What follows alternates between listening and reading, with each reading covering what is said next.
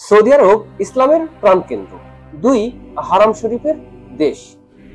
এখানে শুধু আইন নয়, শরিয়াই সৌদি আরবের প্রধান শিরোমণি। এমন এক ভূমিতে জিনা বা সেক্স অপরাধ শুধু দুনিয়ার আইন ভঙ্গ নয়, বরং আখিরাতের জন্য আযাব ডেকে আনে। আজকে আমরা এই ভিডিওতে দেখব ইসলামে জিনার অবস্থান, সৌদি আইনে শাস্তি কি, এবং ধরা পড়লে কি হতে পারে, এবং আত্মার কি অবস্থা হয় এই পাপের পর। আসুন আমরা চোখ খুলে সত্যটা জানি। প্রথমেই ইসলামে জিনার ভয়াবহতা। সূরা ইসরা আয়াত 32। অর্থাৎ জিনার ধারে কাছেও যেও না, এটা অশ্লীলতা ও অত্যন্ত খারাপ পথ। নবী করিম সাল্লাল্লাহু আলাইহি সাল্লাম বলেছেন, জিনা করলে ঈমান হৃদয় থেকে বেরিয়ে যায়, এরপর যদি সে তওবা না করে ঈমান আর ফিরে আসে না। ইসলাম জিনাকে শুধু শারীরিক কাজ নয়, চোখ, কান, মন, ইচ্ছার জিনাও হারাম করেছে। জিনার মাধ্যমে সমাজ ভেঙে পড়ে, পরিবার ধ্বংস হয়, সন্তান অবৈধ জন্মায়, ফলে জন্ম নেয় পাপের শিকল। তাই ইসলাম এটিকে শুধু হারাম বলেনি, বরং এটিকে চূড়ান্ত সামাজিক ও আন্তরিক ধ্বংসের পথে বলা হয়েছে। আপনি জানেন কি সৌদি আইনে জিনার শাস্তি কি? সৌদি আরবে শরিয়া ভিত্তিক আইন চালু রয়েছে। এখানে ধরা পড়লে শাস্তি অনেক ভয়ানক কড়া। অবিবাহিত হলে 1 বছর পর্যন্ত জেল, 100 বেত্রাঘাত, দেশ থেকে বহিষ্কার বিদেশিদের জন্য। বিবাহিত হলে জিনা করলে পাথর নিক্ষেপে মৃত্যুদণ্ড। শারীরিক প্রমাণ, ভিডিও ফুটেজ বা 4 জন সাক্ষীর ভিত্তিতে শাস্তি কার্যকর করা হয়। অনেক সময় সাইবার জিনা, চ্যাট, ভিডিও অথবা ভিডিওর মাধ্যমে জিনা করলে সৌদি আরবে অনেক গুরুতর অপরাধ বলে বিবেচিত হয়। সামাজিক মাধ্যমে যৌন কন্টেন্ট শেয়ার করাও শাস্তিযোগ্য অপরাধ। সৌদিতে এরকম করলে শুধু প্রেম নয়, এটা মূলত জীবন ও মৃত্যুর মুখোমুখি। অনেকে জানতে চাই সৌদিতে ধরা পড়লে কি হয়। সৌদি পুলিশ মোকাবেলা ও মাহরাম ইউনিট গোপনে তদন্ত চালায়।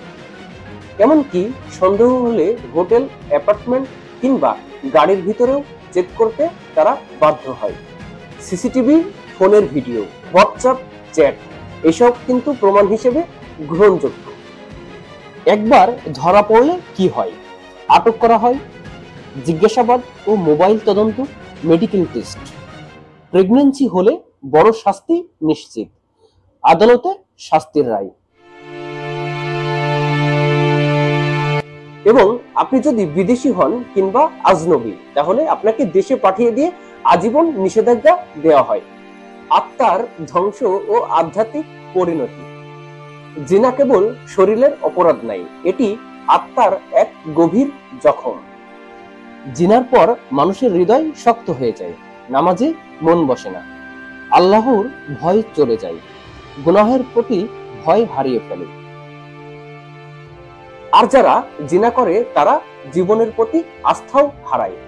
আত্মহত্যা, অশান্তি এসব কিন্তু লক্ষ্য করা যায়। আল্লাহ বলেন, যারা তওবা করে, ঈমান আনে ও সৎ কাজ করে, আমি তাদের গুনাহ ভালো কাজে পরিণত করে দেব। সূরা ফুরকান।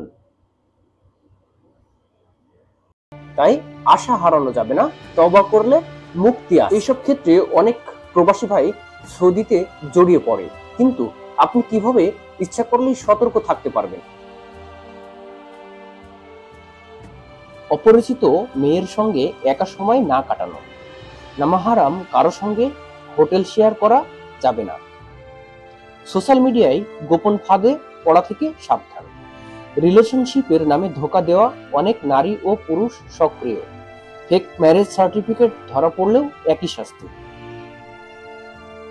নিজেকে সৎ রাখুন এবং আল্লাহকে ভয় করুন, এবং জানুন কেউ না দেখলে আল্লাহ তাআলা ঠিকই দেখছেন। একবার ভাবুন বন্ধুরা, জীবনে জিনা করার মজা 1 মিনিট, কিন্তু এর পরিণতি চিরন্তর।